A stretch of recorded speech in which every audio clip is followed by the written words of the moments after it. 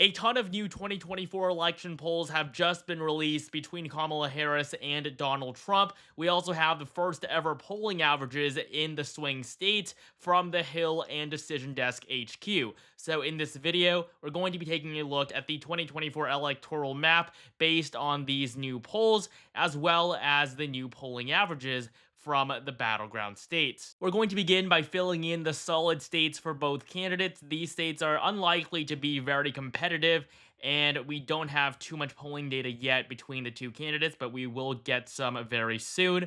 But for Kamala Harris, the safe blue states are Washington, Oregon, California, Hawaii, as well as Vermont, Massachusetts, Connecticut, Rhode Island, Delaware, Maryland, the District of Columbia, the 1st District of Maine, and Illinois. For Donald Trump, he is going to easily win in Utah, Wyoming, Idaho, Montana, North and South Dakota, nearly all of Nebraska, as well as Kansas, Oklahoma, Missouri, Arkansas, Louisiana, Mississippi, Alabama, South Carolina, Tennessee, Kentucky, West Virginia, Indiana, the 2nd District of Maine, Alaska, and even Iowa and JD Vance's home state of Ohio. So this will give Trump 149 electoral votes to Harris's 139. We're now going to get into the more competitive states, the states that will actually decide the election, starting with the silver state of Nevada, a state that hasn't gone Republican since 2004. And so in 2020, Joe Biden carried the state by a narrow margin, although that was the same margin that Clinton won by 4 years prior, despite the entire rest of the country having shifted left. There were very few states where Trump did not do worse in 2020 than he did in 2016. However, now in 2024, he has been dominating in Nevada throughout the entirety of the election cycle. Trump leads by 2.5% against Harris and has led in virtually every single poll except for one, this one conducted by Morning Consult and Bloomberg, which is a left-leaning pollster. And so the polling average has the former president ahead by 2.5, and that will be enough for us to place the silver state into the lean Republican category. The first flip for Donald Trump, a state he never won in either 2016 or 2020. Arizona is also going to go to the former president. This is another state that Biden carried by a very narrow margin, this time just 0.31%. It was the second closest state, only behind Georgia. And considering just how much worse of a position Democrats are in right now than they were in 4 years ago, there's basically no chance that Kamala Harris is going to hold on to a state that Biden carried by such a small margin. Joe Biden was a stronger candidate in 2020 than Kamala Harris is today. If Biden stayed in the race in 2024, Harris would probably be the better nominee. However, with Biden's age, that's really the one thing that has made Harris an improvement from the incumbent president. And in Arizona, Donald Trump leads by 3.4% based on 9 polls that have been conducted. Once again, only one poll, and again, this poll conducted by Morning Consult and Bloomberg, only that one single poll has Harris leading in Arizona as a whole. Trump is on track to take the state back and win it by a similar margin to what he won it by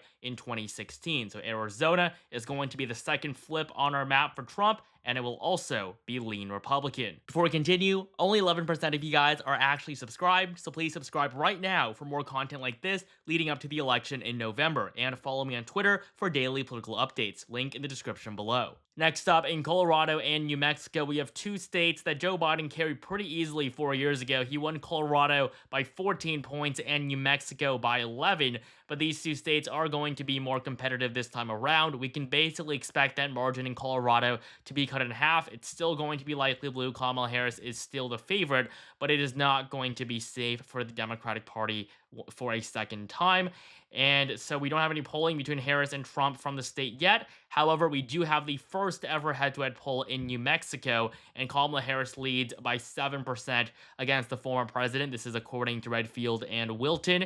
And so the state of New Mexico right now is going to be likely blue, but Republicans are trying to put the state in play. And as Hispanic voters continue to shift away from the Democratic Party, it is possible that New Mexico could get increasingly competitive over the next few months. Texas, though, is going to be pretty solid red. There's no doubt that Donald Trump is going to win. He won it by just under 6 points in 2020, and by 9 points in 2016. So he hasn't always been the strongest performer in the Lone Star State. For comparison, Mitt Romney carried Texas by 16 points in 2012. Donald Trump is probably going to win the state by somewhere around a 10-point margin.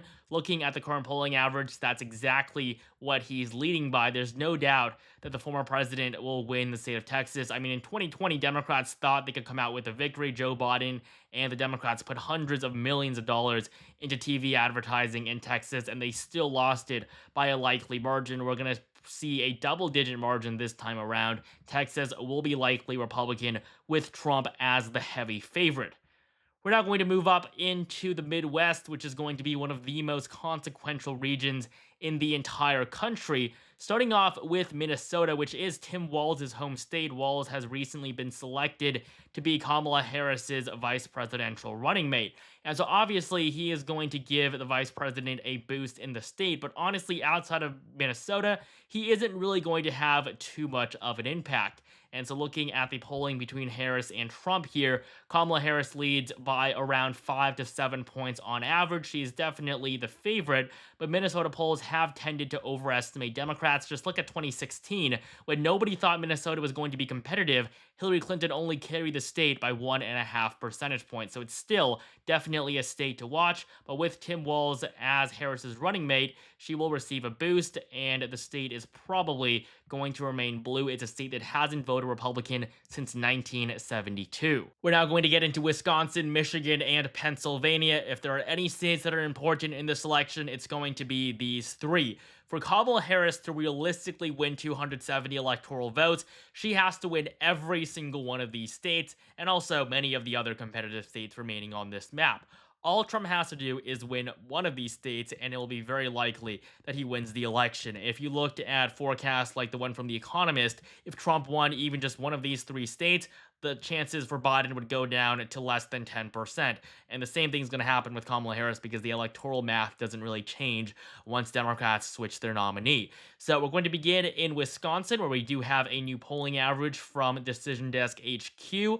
It puts Kamala Harris ahead by 0.7%, the narrowest of margins possible. We still see a good balance of polls where Trump leads and then some where Harris is ahead. So it's going to remain a competitive state for months to come. But you have to remember that polls in Wisconsin predicted a 7-point Biden victory in 2020. He eventually came out with a victory by a margin of 0.63%. That was just how much the polling overestimated Democratic support. And of course, in 2016, Trump actually won Wisconsin by a larger margin than Biden did in 2020. Wisconsin is generally the most conservative out of the three upper blue wall states.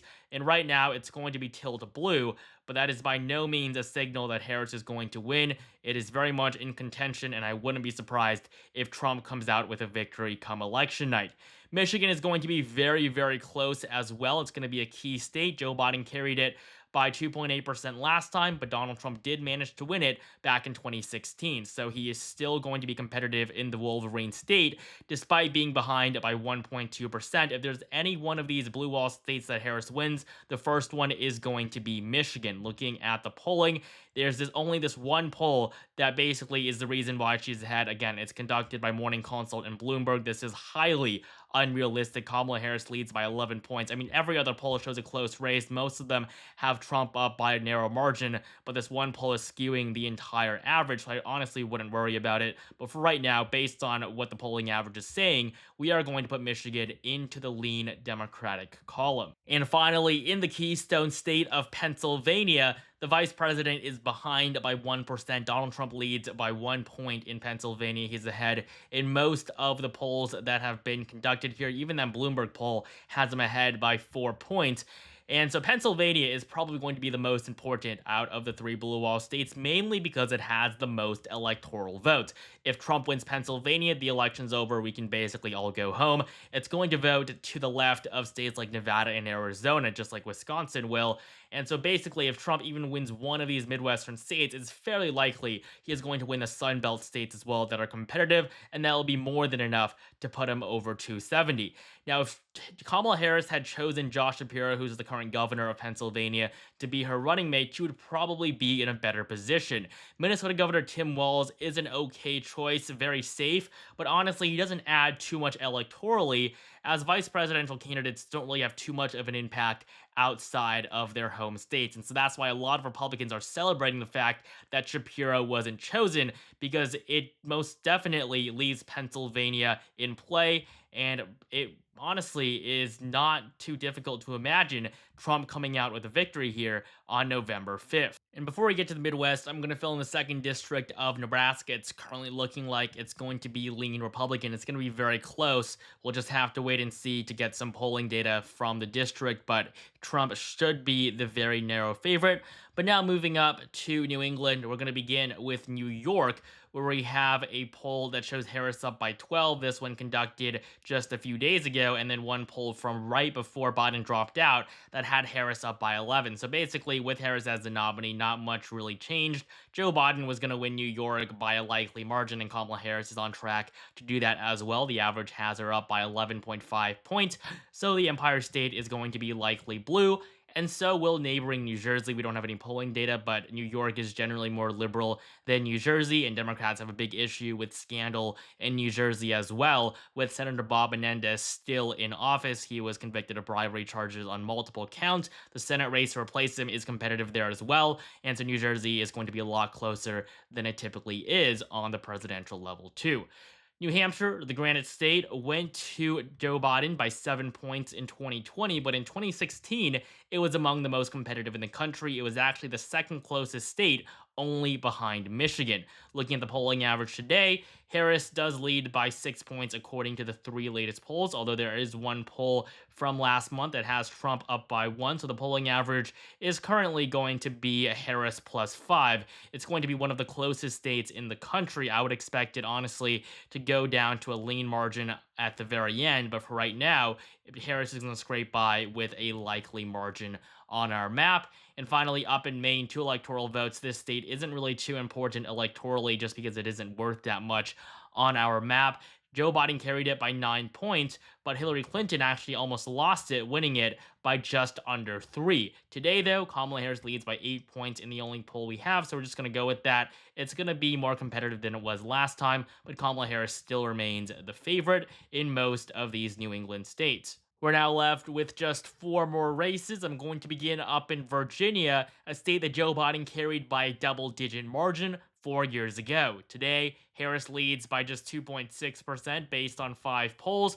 3 of them have Harris ahead, 1 has Trump ahead, and 1 shows a tie between the 2 candidates. Now, before Joe Biden dropped out, Trump actually took the polling lead in Virginia. So if Harris didn't replace Biden, Trump would probably be able to carry the state come November. However, with Harris replacing Biden as the Democratic nominee, the Democrats are in a slightly better position in the state, and she is on track to winning Virginia by a lean margin, but it's definitely going to become among the most competitive, even though it went to Biden pretty easily last time around.